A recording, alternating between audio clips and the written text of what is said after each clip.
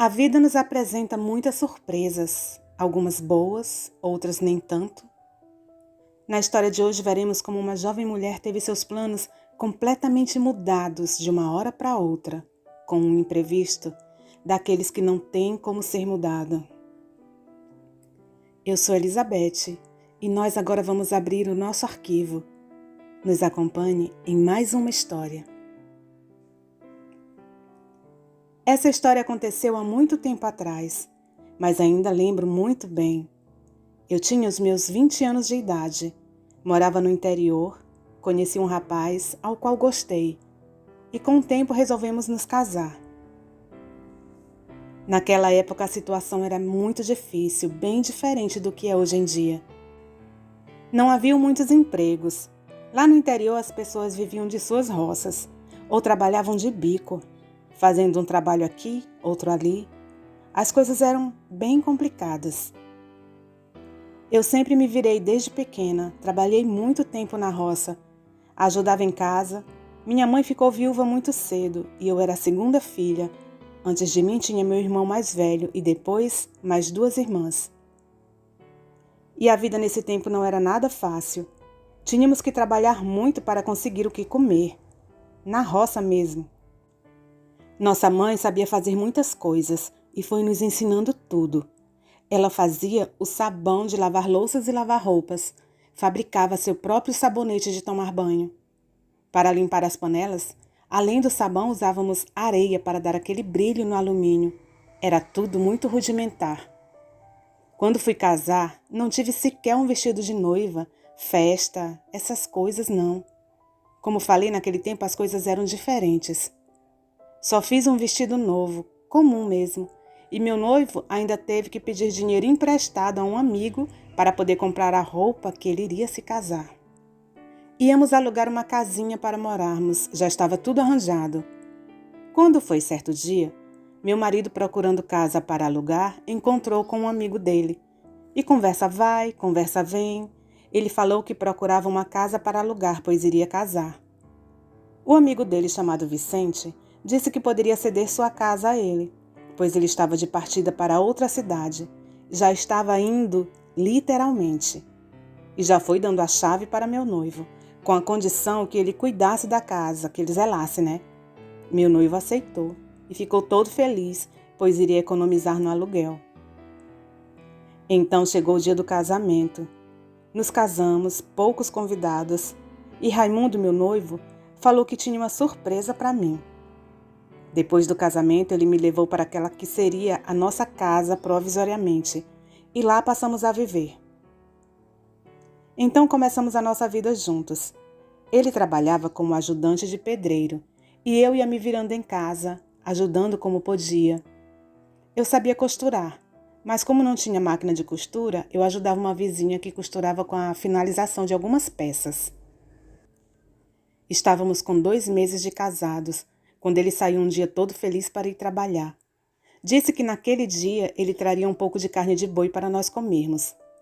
Só que aquele dia, pelo que eu soube, ele trabalhou muito tempo no sol quente. E quando deu por volta de umas 4:30 da tarde, ele todo suado e com muita sede e fome, foi até a banca de lanches e pediu um caldo de cana com pão. O caldo de cana estava um pouco frio e o corpo dele muito quente do sol. Uma mistura que mais tarde nós saberíamos que não daria muito certo. Quando ele chegou em casa, já foi se sentindo mal. Nem deu conta de comer nada. Me entregou a carne que havia prometido, se deitou na rede e de lá passou a caminhar para o banheiro de tempos em tempos. Era vomitando e defecando. Diarreia das brabas. Eu, desesperada, sem saber o que fazer, pois eu era muito jovem e por ali não havia hospital como hoje em dia tem. Eu não sabia como socorrê-lo. Mas procurei por ali perto umas ervas e fiz um chá, tentei ajudar. Ele passou a noite dessa forma, ruim mesmo. Dia seguinte eu pedi ajuda, chamei alguns vizinhos. A casa deles não era muito perto, por isso eu não fui à noite. E apesar de tentarmos ajudar da forma que sabíamos, não teve jeito. Ele veio a falecer. E antes de morrer, ele me disse uma coisa. Disse que sentia muito ter que me deixar ainda nova e bonita, e que sentia mais ainda em não poder conhecer o filho que eu estava esperando. Na época eu nem sabia que eu estava grávida. Pensei que ele estava tendo alucinação devido à doença e à fraqueza. Mas dias depois eu saberia que estava grávida sim. Com o falecimento dele, tivemos que tomar as providências do enterro. O pai dele apareceu para me ajudar. Me deu todo o apoio. E eu chamei uma vizinha chamada Lourdes para vir em casa me ajudar enquanto eu providenciava o velório e essas coisas.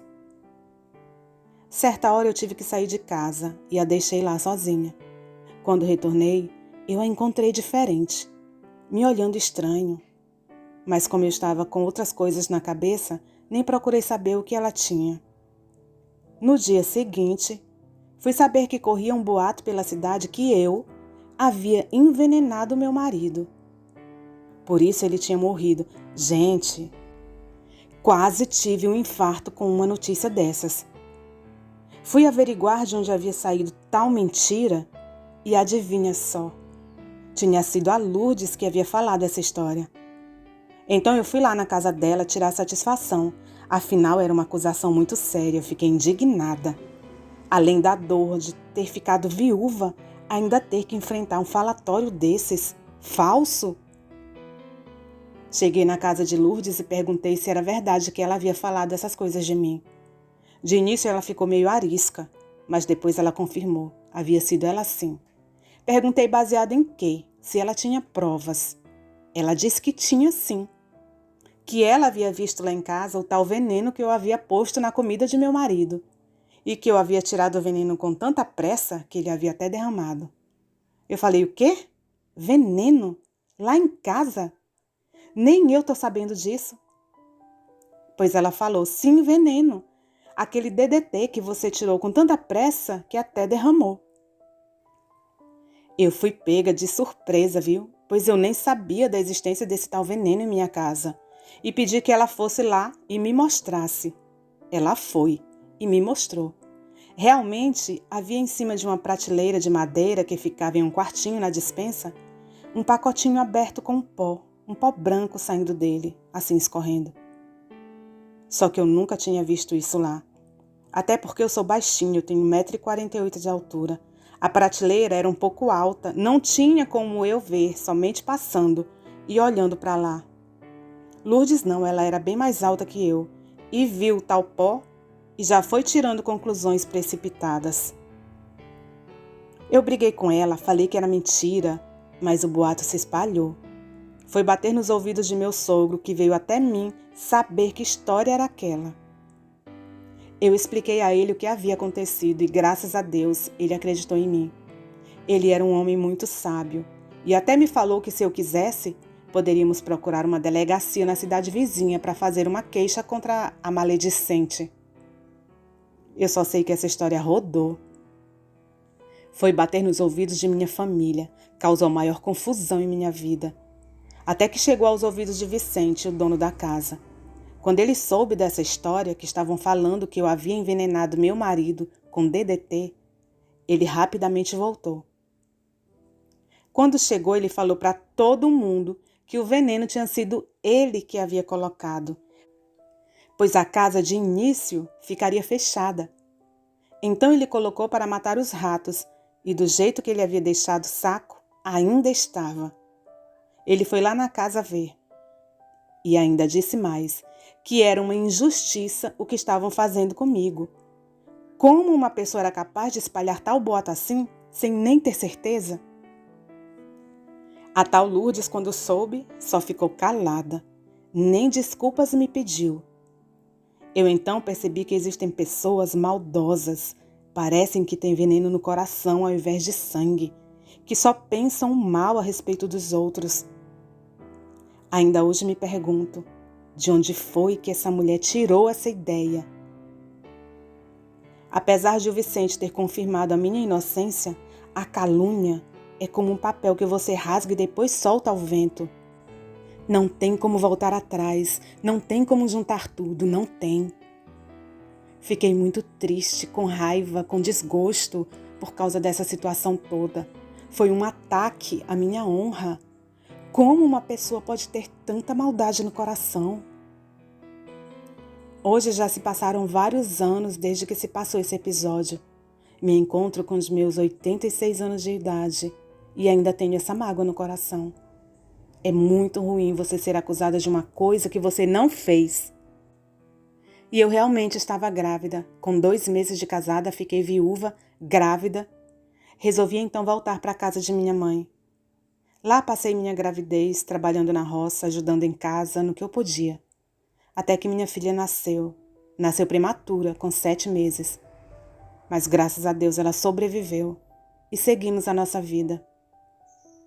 Quando minha filha tinha por volta de 2 anos de idade, eu conheci uma pessoa ao qual eu me casaria com ele mais tarde e seria o pai de meus filhos, inclusive de minha pequena Júlia. Ele a aceitou como se fosse sua filha e teríamos mais outros 6 filhos, mas esta é uma outra história. Até o próximo vídeo. O nosso muito obrigada, amiga, que nos enviou seu relato, uma parte da sua história de vida. Imagina o sofrimento que ela passou com tudo isso acontecendo ao mesmo tempo. A tristeza da perda de seu marido, juntamente com uma acusação séria dessas. Infelizmente, existem pessoas que parecem possuir veneno na alma, que gostam de destilar maldade, causando danos por onde passam.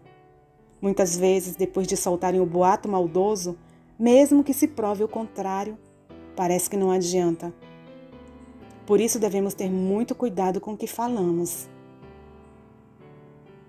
O canal Arquivo de Histórias é um arquivo online para guardar a sua história. História de vida, amizade, amor, tristeza, inveja, traição, enfim, suas memórias. Enviem suas histórias e façam parte do arquivo.